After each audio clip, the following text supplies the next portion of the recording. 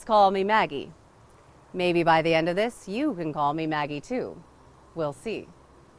First thing you need to know about me, I'm a businesswoman first and foremost.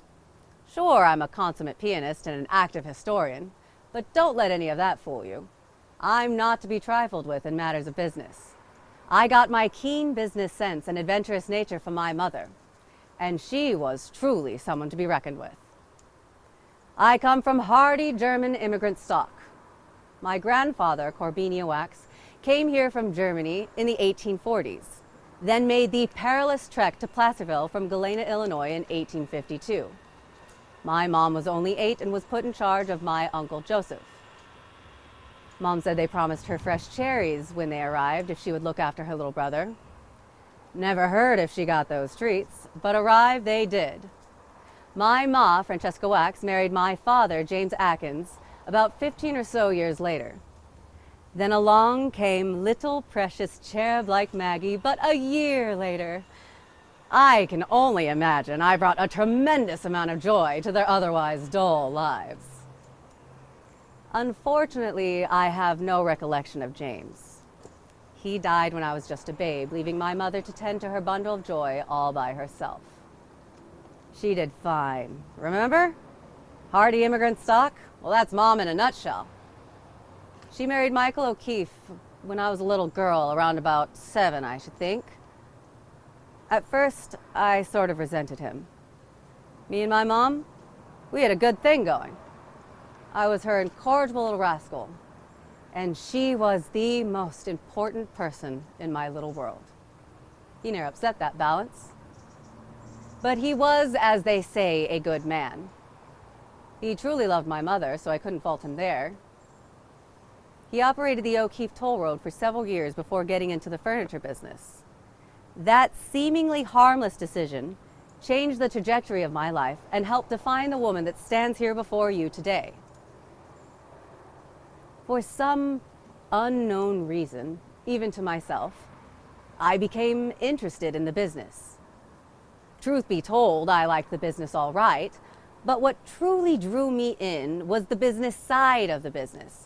Buying and selling, profit and loss, clientele and vendors, it all absolutely fascinated me. So it made perfect sense that when Michael, my stepfather, passed, I took over the business with my half-brother Francis. M. OKeefe Furniture and Undertaking. See, in those days, household parlors were becoming smaller, and fewer families had an uncle who could build a decent coffin. That last part may bear some explanation. You see, up until the Civil War or so, death was an intimate family affair. When a loved one died, they were kept at home. The family members would lay the deceased body out, wash them, dress them in a winding sheet or shroud, place them in a simple coffin, probably made by a family member, and lay them in the parlor and stand vigil, often for days. The vigil bore justification. Family, friends, and neighbors would stand round the clock and watch over the body in case they should awaken from a death-like slumber. Services were held right inside the house, complete with prayer, hymn, eulogy, and a gathering of family and friends to pay their final respects. Pallbearers would convey the insensate to their final resting place, be it in a nearby cemetery or more than likely in their own backyards. Family members would physically bury their loved ones with their own hands. Each stage of the process was carried out by family. As the parlor became less prevalent in the family home, household wakes too became less desirable, and the process became more and more removed from the home. Not every family had an Uncle Charlie who could build the family coffins. Conversely, not every family wanted to clean and dress their dead either. But they did want a coffin, and they did want their dearly departed cared for in a respectful and professional manner. So, oftentimes, the furniture maker would be called upon as a trusted professional, community member, or friend to undertake the process. They would measure the dead, craft the coffin, prepare the body, and even eventually offer to host the vigil or wake inside their funeral homes. I took over the business with my half-brother Francis in 1905 when he died, and continued the undertaking until my own passing in 1943.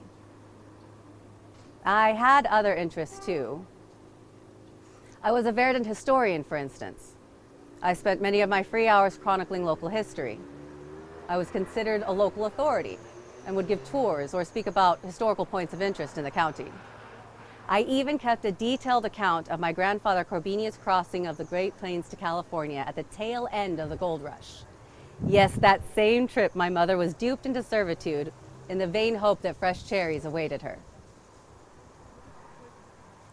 I was an active member of the society, participating in many town goings-on and helping out wherever I could.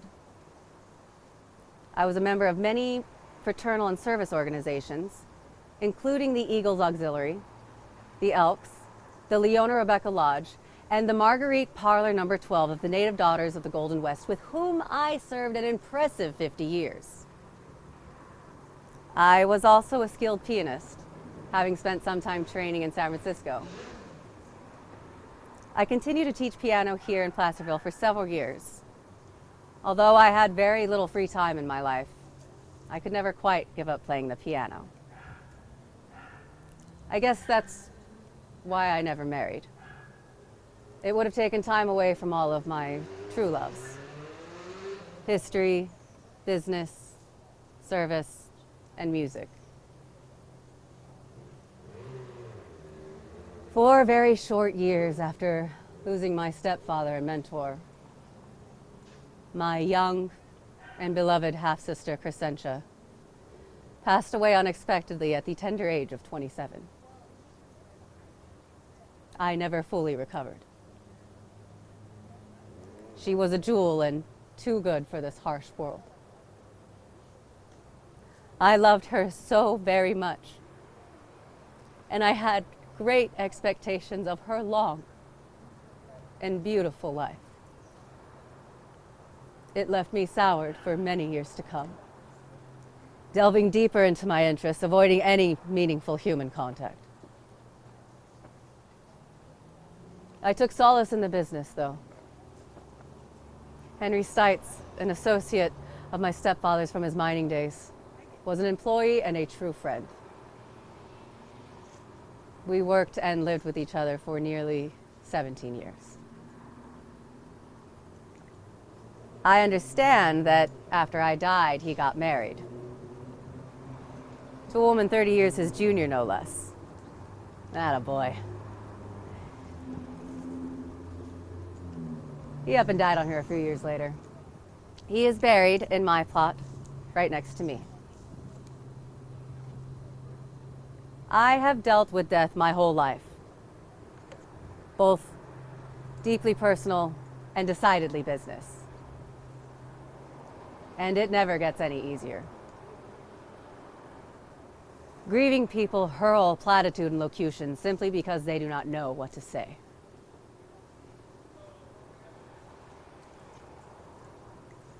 So we cling to banality while we struggle with overwhelming hopelessness.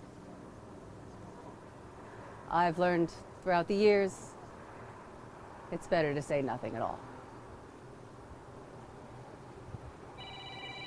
My headstone, just right over there, reads Miss Maggie L.T. Akins.